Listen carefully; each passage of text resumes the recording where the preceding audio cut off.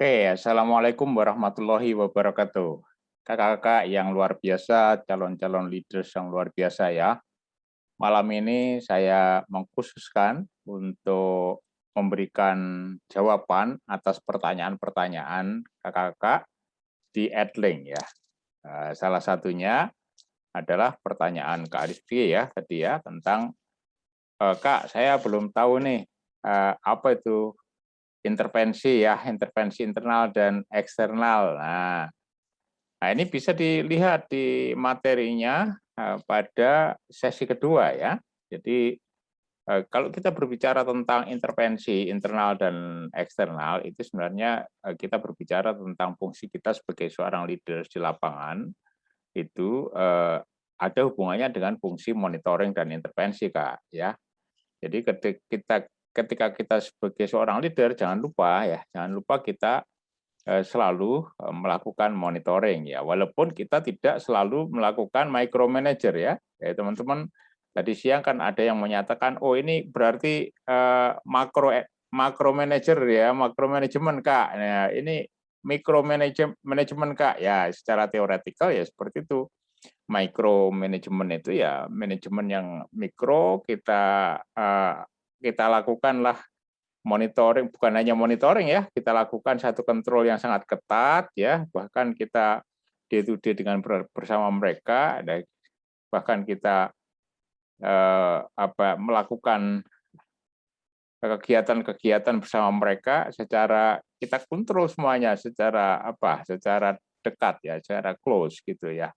Tapi kalau makro ya tentu kita memberikan mereka pemberdayaan kan, we empower them, we give example, we empower them, ya kan? Nah, gitu ya. Nah, dua-duanya itu selalu ada kata monitoring dan intervensi. Nah, intervensi itu ada dua, intervensi internal dan intervensi eksternal, ya kan? Oke. Nah, monitoring itu sendiri sesungguhnya adalah suatu pemantauan situasi ya Kak. Jadi kita seorang leader itu mesti selalu melakukan pemantauan situasi, jangan dibiarkan saja ya. Kalau kita biarkan ya jadinya seperti yang bahkan ya video yang pertama kemarin tadi siang ya, itu kelihatan sekali ya. Itu kelihatan sekali dia seorang leader dalam konteks pada levelnya dia, tetapi dia dibiarkan juga oleh leader di atasnya. Jadi harus selalu ada pemantauan ya. Kita lakukan pemantauan terus-menerus terhadap apa yang kita lakukan, anak buah kita lakukan ya dalam konteks kegiatan ya, kita menciptakan iklim kerja yang baik dalam tim kita supaya semuanya bisa bergerak bekerja dengan baik sesuai dengan standar, ya kan gitu. Lalu kita lakukanlah identifikasi kebutuhan untuk intervensi. Kenapa kita harus melakukan identifikasi kebutuhan intervensi? Karena apa? Karena ya mereka harus kita selalu berikan dorongan, dukungan karena ada hal-hal yang eh, yang mereka tidak bisa lakukan, dan ketika kita melihat apa yang mereka tidak bisa lakukan, nah kita harus melakukan intervensi ya. Itu yang pertama ya. Yang kedua, mungkin mereka akan melakukan tidak sesuai dengan prosedur standar ya. Tadi siang kan kita berbicara tentang bagaimana tim itu ya, tim itu selalu fokus ya kepada goals ya, kepada goals, tujuan, rules ya kan gitu ya. Rules itu adalah peran, kemudian prosedur. Nah, sisi lain di dalam pelaksanaannya mereka harus berkomunikasi kan gitu. Nah, tidak selamanya anak buah kita itu bisa melakukan sesuai dengan apa perannya dan prosedurnya gitu ya, sorry. Dan juga tidak selamanya mereka berkomunikasi dengan baik. Nah, itulah kita melakukan intervensi ya, gitu. Nah, bagaimana caranya? Ya kita bisa melakukan pertemuan berkala, weekly meeting, Monday meeting. Nah, itu kalau biasa di tempat kita mungkin belum terbiasa ya itu. Nah, kita harus biasakan. Nah, kalau di perusahaan kan kita harus betul-betul hands on ya, katanya Kak Dini itu. Nah, teman-teman, contohnya kenapa Kak Yon itu kasih dirimu deadline ya, pekerjaannya ya. Ketika di luar deadline, apakah kakak-kakak bisa kumpul? Ya kumpulkan saja, nggak apa-apa. Kakak-kakak hubungi Kak Norma, lalu kemudian kumpulkan. Tetapi kakak-kakak sekarang belajar bagaimana kakak-kakak mengatur waktu kakak-kakak dan mengatur tentang target gitu, sehingga deadline itu bisa dicapai.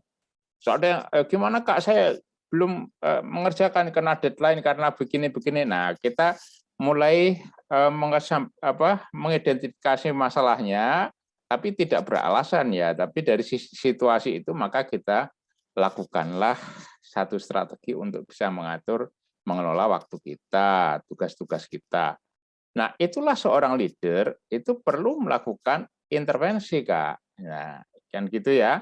Intervensi ada intervensi internal dan eksternal. Nah, sisi lain juga dalam kegiatan intervensi itu bisa kita lakukan tadi saya katakan pertemuan tim berkala ya kan. Kegiatan formal, tim formal dan kegiatan informal misalnya ya. Kalau dulu Kak Yon itu selalu setelah kerja itu oke, yuk kita sorry ya. Nah, kita minum yuk, minum kopi di mana di Lupa Lelah Club, nah, gitu ya. Nah, di situ kita sambil melakukan monitoring apa yang menjadi masalah mereka, itu intervensi, Kak. Nah, gitu ya. Dan juga kita meminta laporan harian, mingguan. Biasanya laporan mingguan yang sering kita lakukan ya kalau saya, Kak Yon itu kalau harian itu sebagai catatan portofolionya ya kan gitu. Lalu kemudian monthly report kan gitu. Nah, kalau Kak Rifki tadi mengatakan apa sih Kak intervensi internal dan eksternal itu saya kurang jelas ya. Ya begini, untuk melakukan intervensi itu seorang leader banyak memakai pola-pola ya, pola-pola yang bermacam-macam. Nah, yang sekarang kita bahas itu adalah intervensi internal dan eksternal ya kan gitu. Nah, intervensi internal itu apa? Itu intervensi tentang tugas ya, intervensi tentang hubungan antara anggota, ya kan tadi ya. Intervensi tentang tugas itu bagaimana ya? Kita monitor, kita lihat, kita ajak bicara ya, gimana tugasnya dikerjakan dengan baik atau tidak. Lalu kemudian komunikasi, hubungan antara anggota itu ada masalah atau tidak. Justru kita jangan menciptakan konflik, Kak. Jadi ada orang yang berteori tentang bagaimana kita menciptakan konflik. Oke lah di suatu strategi tempat lain mungkin oke, tapi dalam pekerjaan kita itu menyelesaikan masalah kan gitu. Kita harus produktif. Maka kalau ada konflik kita kelola, enggak usah diciptakan konflik itu kan gitu ya. Oke, kita lanjut ya. Nah, yang kedua adalah intervensi eksternal. Nah, sekarang kita lihat ya, intervensi fungsi internal itu kalau hubungannya dengan tugas itu apa? Contohnya ya kita fokus pada apa yang akan kita capai, tujuan yang kita capai ya kan? Tujuan kolektif maupun tujuan individu di tim itu. Nah, tadi hubungannya dengan goal tadi. Nah, itu kita intervensi itu apa maksudnya? Kita monitor ya, kita cek ya, kita cek harian boleh kalau di lapangan kan pasti harian ya. Kalau di kantor itu biasanya mingguan begitulah. Tapi pada hari itu biasanya kita Kayon dulu juga cek juga ya. Oke, hari ini apa yang kita peroleh nih, apa masalahnya nih. Nah, kan gitu.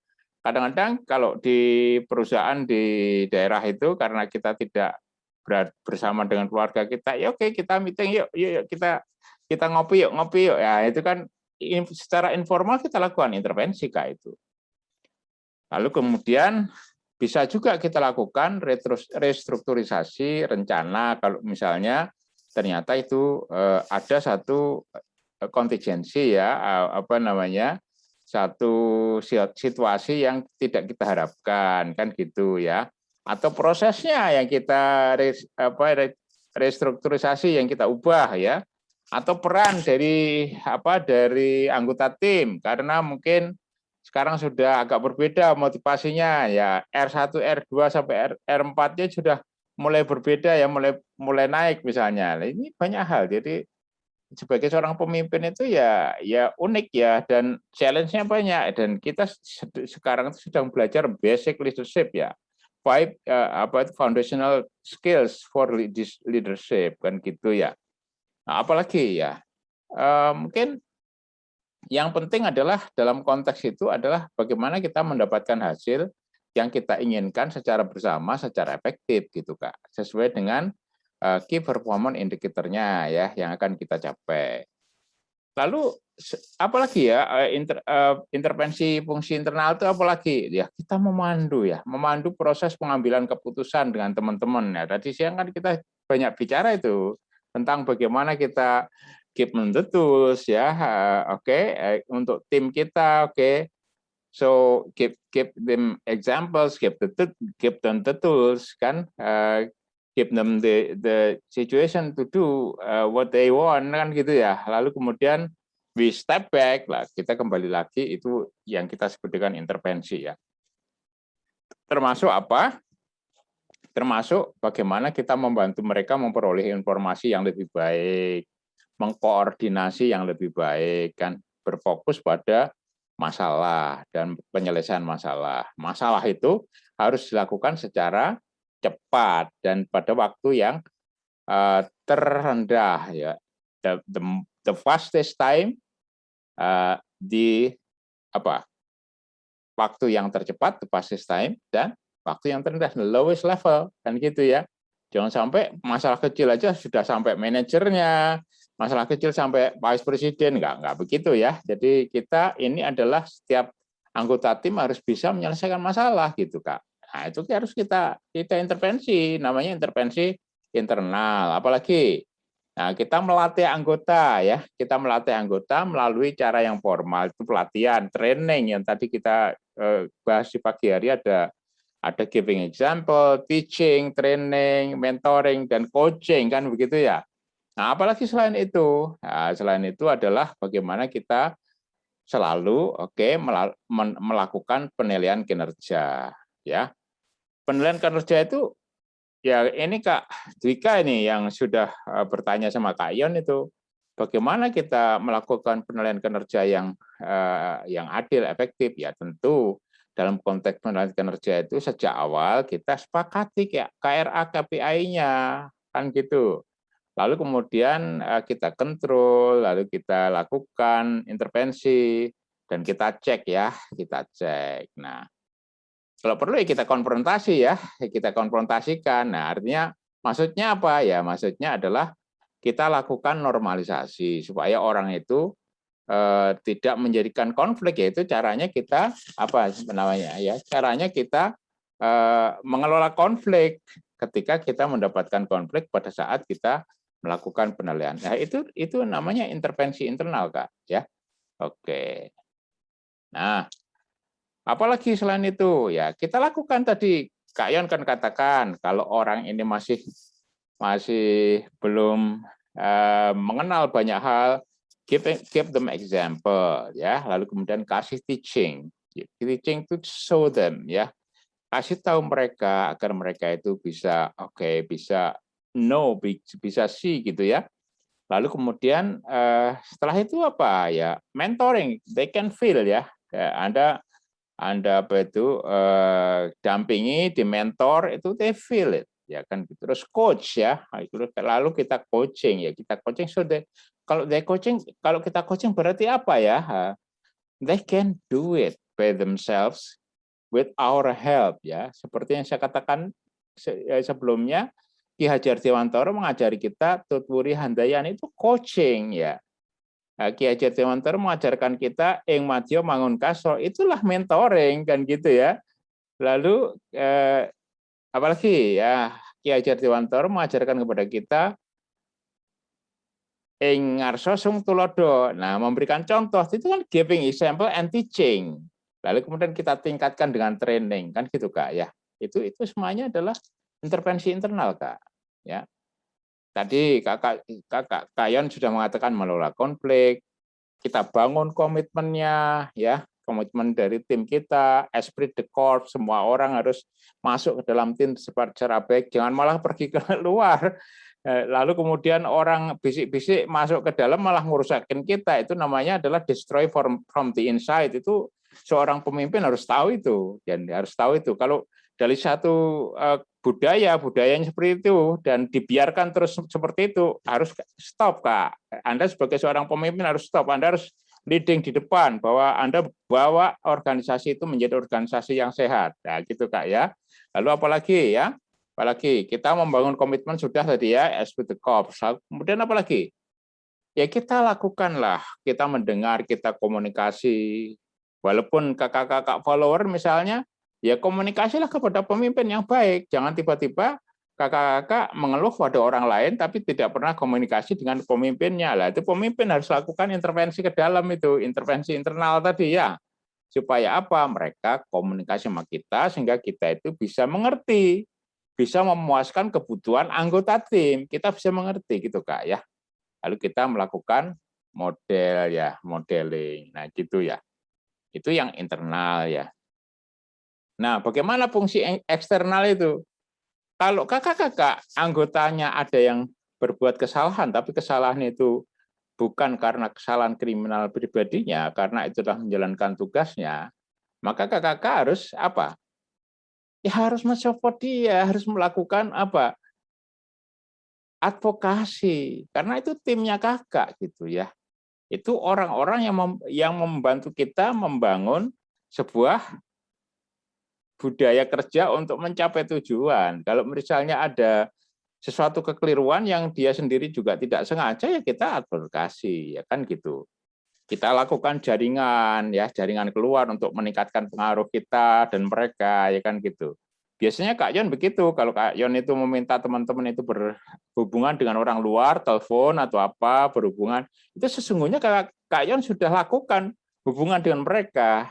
Lalu Kak Yon akan katakan, Kak besok itu tim kakak yang akan menghubungi kakak. Nah kalau kakak sendiri itu setelah diminta oleh Kak Yon untuk supaya menghubungi orang lain tidak dihubungi lah itu masalah karena apa? Kak Yon akan telepon lagi, Kak apakah sudah nih orang ini tim saya menghubungi kakak? Oh, belum itulah kan gitu. Nah apakah Kak Yon nggak bisa melakukan sendiri kegiatan? Ya bisa, tapi bukan begitu caranya. Karena apa? Kita memberdayakan, kita empower ya. Kita develop. Katanya leaders harus develop, leaders dan tim itu harus digerakkan bersama. Itu bukan berarti tim itu ngongkon-ngongkon saja ya. Tidak begitu. Harus teman-teman sendiri sebagai seorang leaders harus belajar menjadi followers juga ya. Itulah yang kita sebut dengan kita kasih dia dukungan dengan jaringan. Itu eksternal ya, intervensi eksternal yaitu apalagi kita berikan advokasi ya untuk mewakili tim ya, untuk mewakili mereka sehingga kita bisa menunjukkan kepada mereka satu hal yang terbaik ya. Itu kita kasih advokasi kalau mereka ada masalah dengan orang-orang di luar karena pekerjaan dengan kita ya jangan disalahkan loh. Ya kita kita lihat apa masalahnya, kita selesaikan harus kita advokasi ya gitu. Seorang pemimpin seperti itu sebenarnya ya. Bahkan itu di malam hari kita masih masih tidak tidur, checking dengan orang lain, mungkin follower kita sudah main, sudah tidur ya, begitu ya. Oke. Lalu bagaimana apalagi yang dilakukan untuk intervensi eksternal ya, kita mendapatkan dukungan untuk tim ya, kita mendapatkan dukungan dari orang lain untuk tim ya. Jadi bagaimana caranya? Dengan mengumpulkan sumber daya dan pengakuan terhadap tim itu sendiri. Terhadap tim kita ya maksudnya ya. Lalu bagaimana ya kita buffer the team gitu. Kita membackup tim. Jadi orang pemimpin bukan diam-diam terus apa yang lainnya ngerjain. Enggak, kita tetap buffer ya. Itu leaders gitu. Kalau manajemen ya manajer ya boleh aja lah. Kita bicara leaders ini. Leaders ini tetap kita pantau, kita buffer mereka ya. Atas apa? Dari gangguan lingkungan, dari gangguan orang lain kan begitu ya. Oke. Dan juga selain itu kita bisa menilai lingkungan melalui survei. Lalu kemudian kita lihat indikator kinerja tempat lain kan gitu. Sehingga kita bisa meningkatkan yang di dalam gitu ya. Kita bisa berbagi informasi sama tim. Ini yang disebut dengan intervensi eksternal ya. Jadi ya advokasi itu merupakan intervensi eksternal. Jaringan keluar merupakan intervensi eksternal. Mendapatkan dukungan terhadap tim dari orang lain itu juga intervensi eksternal. Kita membackup, membuffer tim kita itu juga eksternal. Kita menilai lingkungan kita supaya kita bisa meningkatkan kinerja kita secara lebih baik itu juga eksternal. Lalu kita berbagi informasi. Itu yang kita sebut dengan intervensi eksternal. Jadi begitu, Kak, ya. Nah, yang internal tadi Kak Yon sudah bicarakan. Ya, simpelnya seperti itu. Dan nanti kakak-kakak di lapangan akan mendapati satu hal. Jadi logic thinking of being leaders, great leaders itu kakak harus belajar ya. Ketika Kak Yan bertanya kepada kakak-kakak misalnya, perilaku apa yang dicontohkan seorang leaders kalau seorang leaders itu melihat misalnya, melihat ada ember yang di tengah jalan gitu, itu perilaku buruk apa gitu ya. Ya kan gitu ya. Oke. Ember di tengah jalan ada apanya? Ada airnya. Ya. Itu kalau kita biarkan kan bisa disandung oleh orang, airnya tumpah, akhirnya licin, Kak. Begitu licin, akhirnya orang kan bisa terpleset. Nah, itu kan contoh buruk terhadap apa? Housekeeping, kan gitu. Terhadap apa lagi? Ya, terhadap kebersihan tempat kerja. Nah, gitu. Terhadap apa? Kerapian tempat kerja. Ini itu contohnya begitu, Kak. Jadi we gonna have to be using our logic ya, tapi harus benar gitu. So being a leaders will also be being the people who who